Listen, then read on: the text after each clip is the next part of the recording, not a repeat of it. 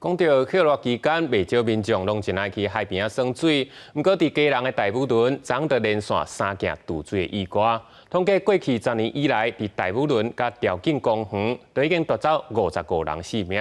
市长谢国良今去现场会勘，讲这两个所在对即时开始拢爱封1礼拜，重新规划。嘛或者是建议会当伫沙坡顶悬采一支彩红灯，那红灯就禁止落水。 天气袂歹，暗过基隆大武仑沙坡边啊雪有封锁线，这是因为伫遮12至少有发生3件雨水都市的事件，规工算落来有3个人死亡。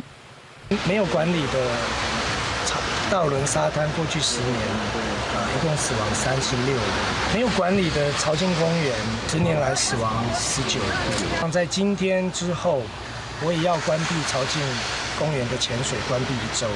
看起来真安全的海边啊，海沙坡所发生危险的代志，有学者是讲，真有可能唔是海涌伤大，是离岸流所引起的。浪上来了，又要退回去，后浪压前浪，所以就会有上下挤压的事情，零零碎碎的来。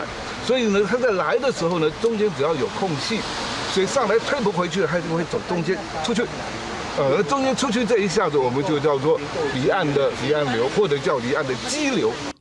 离岸流是海涌中央比起来较平静无影的所在，虽然伊会甲人带离开海岸，啊，毋过袂卷入海底，所以拄到的时阵，会当保持冷静，都特别重要。 大概只走个50公尺、100公尺就没有力量了。自保最重要的就是在你紧张状况的时候，你不要把眼睛闭起来，你眼睛一闭一紧张就乱了。其实根本不深，大型的灯，这个灯呢，红灯就告诉你说绝对禁止下水。